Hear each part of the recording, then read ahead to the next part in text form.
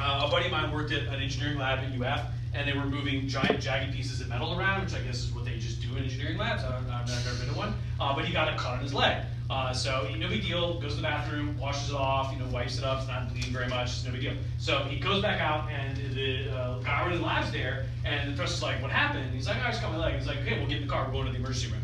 And my friend Chris is like, oh, no, it's no big deal. And his boss is like, no, you got caught on the job moving the thing I told you to move. If you get an infection, if there's a problem, that's the school's at fault, right? I'm at fault, I'm gonna get sued. So we have to go to the ER, and also I'm paying for it, right? The school's gonna pay for your medical care, right? And so that's a total reversal of the laws in the 19th century, right? The Supreme Court repeatedly ruled that under no circumstance are you liable for an employee's injury. They figure if an employer asks you to do something, you don't have to do it, you can always quit, right? You could always say, look, I don't want to do that, that's not safe. And so, I would fire you, but like, hey, nobody's forcing you to do anything, right? And the argument that the Supreme Court made was that as a worker, you should be able to do something without making a mistake. And so if you make a mistake and suffer an accident, it's probably because you made a mistake, not because your employer has like an unsafe workspace, right? The big turning point in New York City history was the Triangle Shirtwaist Fire in the late teens, where there was a fire in the Triangle Shirtwaist Factory. Shirtwaists are like the long shirts that can get made into dresses or tucked into skirts. And when the fire breaks out, because the patterns they use are tissue paper, and they call blanks, and they lay them out, and you cut the shirtwaist out. The blanks, they roll them up and throw them in a bin, and sometimes they get, there's sparks everywhere, and they catch on fire, but usually tamp it out quickly. They don't have the right fire suppression system, and all the doors to the factory are locked, because they don't want the workers to leave during the workday. And that causes like 250 people to die in the factory. People are like jumping to the next roof, and people are jumping out the windows and stuff. And when they investigate, it's because the guys locked the doors, which is not safe. And so that leads to a whole series of fire codes in New York City and safety codes. But prior to that, the thinking was, look, if people got hurt, it was like, they're done, right? They shouldn't have done that. And so that's, as you might imagine, a big change, right? The other thing that we can mention is sort of what's going on with these workers here, right? These kids here. In the course of human history, we've had a couple of moments where the economy has changed dramatically, and things have really changed. In the beginning, way back in the Stone Age, we're all doing the same job. We're all hunter-gatherers, right? And so everybody's job is gather enough food to live for another day, right? And then when you've done it, do it again until you die. That's not a very efficient way to do things. And so around the dawn of civilization, we discovered a thing called specialization. It turns out a guy who gets good at fishing could catch more fish every day that he could eat, and he could sell that extra fish to, like, say, like a stonemason. And the stonemason can build the guy a dock or something, or a house, and the stonemason doesn't catch any fish, but it's okay because he trades stonemasonry for fish, right? And that's how you get an economy, right? Everybody does a different thing, and we're all good enough at it to generate a surplus, which we can trade for the things that we need, like clothes and food and shelter. Every so often you get another change that comes along. The 19th century is another change where a lot of people's jobs get turned into machines. So instead of being a guy that, like for example, Carnegie's dad, instead of being a guy that weaves wool, you're a guy that operates a mechanical wool weaving machine, right? And so the bonus is for the consumer, wool can be woven much more cheaply and efficiently. The negative is we don't need 9/10 of the people to weave wool, right? So I'm going to fire 90% of you guys, and I need like 4 of you, right?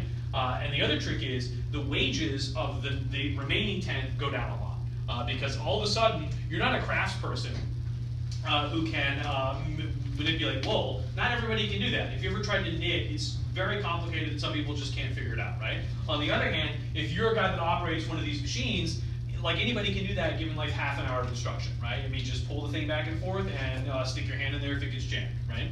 As long as you've got one. And so, having said that, we call this, in a way, hyper-specialization. The taking of a job and the breaking down of the job into a series of parts that are very, very, very specific, and the assigning of each of those parts to a person, right? Or the outsourcing of a job to a machine, and the person just becomes a machine operator, right? And so, the best example of hyper-specialization I give you is cars, which is a little 20th century, but we'll get there. Henry Ford invented hyper-specialization. They didn't call it Fordism, they named it for him. And so the deal with Ford is that we build cars. Cars are complicated, there are a lot of parts. If you took a bunch of car parts and you dumped them on the floor of a factory, could a mechanic assemble them to a car? Sure, right? If he knows how the car works, he can put the chassis there and put all the parts on it, bolt it in, and make sure it works. That's incredibly time-consuming, complicated, and difficult. Cars would be produced inefficiently, they'd be expensive, and would you have to pay that mechanic a lot of money? Yeah, not everybody can do that. On the other hand, Ford comes up with the idea of putting the car chassis on a conveyor belt and moving it past a series of stations. And at each station, people would add a couple of pieces to the car, and then the car would start at one end, a frame, and it'd go at the other end, a finished product, right? And the idea is that each of us will add one part to the car, so together, collectively, we're a single mechanic. Individually, we just do one piece individually, that's it. And so you take that complicated job of a mechanic and you break it down into a series of individual little steps. It's exactly like building your Lego pirate ship, where the finished product is enormously complex, but each individual step is very simple, right? Step 1, take this piece and put it on that piece. Step 2, add another piece. Step 3, add another piece. And then 47 pages later, you have a finished product, right? And each individual step is no more complicated than the last. Take one piece, add it to the finished product, and then keep going. That's how he builds cars, right? And so the chassis will pull up in front of you, and you will be, there's 4 of you, the wheel guys. There's a rack next to you that has wheels. You pick up the wheel assembly, you lift it up, you turn, and you slide it onto the axle. And 4 people do it at the same time, and then the car goes to the next one, and then a new car comes up. And so 6 or 8 people do this because 4 people do the wheels, and then there's a whole team of people whose job it is to get the racks of wheels and keep them coming, right? They go and they load up a rack, they run the rack up, they swap it out when the rack is getting close to empty, they load it up again, right? And that way, when the wheel guy turns, there's always wheels in front of him that you can just grab and throw on, right? And so you take that job assembling a car and you break it into these discrete little steps. Now, the good news for Henry Ford and for all of us, do you have to pay those guys a lot of money? You pay them almost nothing. Right? Which means cars can be produced way cheaper. Ford actually pays his workers $5 a day. He says that even though that's way above the market rate, he says, I think if you build cars for a living, you should eventually be able to afford a car, to buy a car that you built. And he says, he sees those jobs as sort of like a gateway to the middle class, right? And he figures, like a lot of people, hey, if a guy gets into the management program or goes off and becomes a car dealer, it's not like there's not going to be more people looking for his job. There's always young kids out of high school, there's always immigrants coming in. I'll hire those guys, give them $5, and then 20 years later they'll go do something else too, right? So that's a very oddly progressive thing coming from a guy who owns a giant factory. But Ford thinks the market can bear that rate. I can pay people that. It seems only fair to pay people that rate, right? His competitors don't pay their workers those wages, but their car factories aren't as efficient. But in an industry where specialization can occur, it does. And when it does occur, wages tend to plummet. That's the way that it works, right? If I can get a machine to do your job, I will, and then I'll pay someone 1/10 of what I pay you to operate the machine, right? Doesn't work in every industry, right? Cigars, for example, are rolled by hand.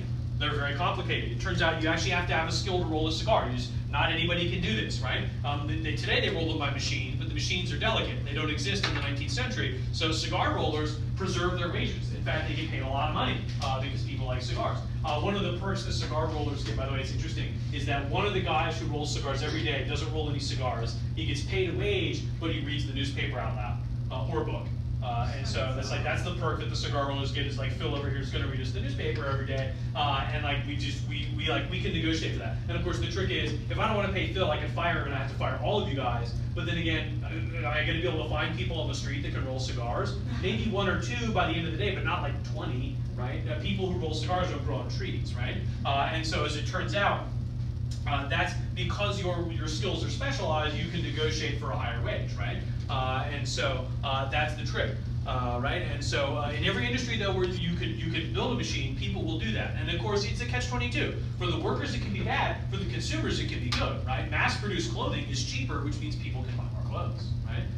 And so the Ford and the cars is just a perfectly good example of this, right? To be fair, but just so we don't get on a cabin of saying great things about Henry Ford, we should also mention that he totally was an avid supporter of Hitler, and did really think that the Jews are bad, and bought a newspaper to publish anti-Semitic conspiracy theories called the Dearborn Independent, and then did go to Germany. The Nazis loved Ford, not because the anti-Semitism thing, oh, they like that, but they liked factories and technology and mass production. They thought it was really futuristic and cool. And so they gave, Henry Ford got a medal from Hitler for being a super great factory guy.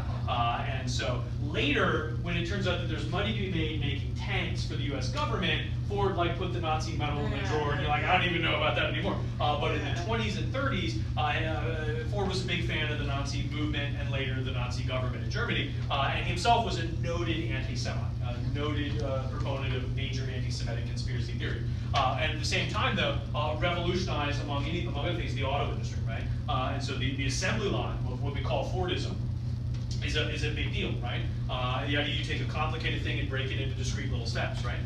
And so if you are a worker, what do you do about this, right? What do you do in a situation where you find yourself being essentially put upon in a very bad way? Your wages go down, the prices for the goods that you pay stay high in some cases because of the tariff, which is not what people told you was going to happen because of industrialization. There seems to be no way out of this, right?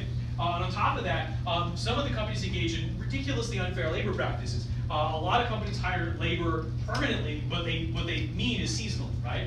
So a lot of companies will hire workers, put them on the factory, get them to work for a while, and then shut the factory down for months at a time. And just tell everybody, hey, it's July, I'm not going to need you guys again until September. Good luck, I'll see you in 2 months. I mean, I'm not going to pay you, obviously, but the factory's getting updated, so I'll see you in 2 months, right? And so if you're a worker, what are you supposed to do about all this? And so the answer is that a lot of workers decide to form unions, but not a new idea at all. But the idea behind a union is that a group of workers get together, and any given worker can complain about his workplace and demand that his employer do something, but that's very little import, right? I mean, one guy, I'll fire you.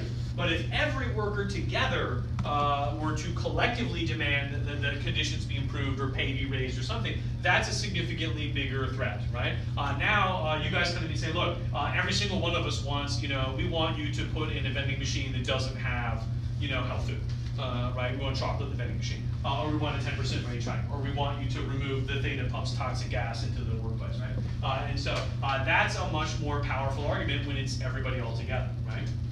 And so, again, unions are pretty old, but as you might imagine, more factories and more people working closer together make unions more of a reasonable idea. If we're all working on farms scattered all over the countryside, it's sort of hard to do a union, but if we all work in a giant factory together all the time, every day, it seems pretty easy for someone to say, hey, this factory stinks, it's terrible, it's unsafe, we all get hurt all the time, we don't get paid anything. Don't you guys want to do something about it? And of course, you know exactly what I'm talking about because we all work in here 10 hours a day, 6 days a week, right? And so you might say the close quarters of the factory makes the union a much more feasible or attractive idea, right? So a couple of some union vocabulary. We have the strike, and we have the slowdown, and we have the lockout, and we have the scab, and we have the strike breaker.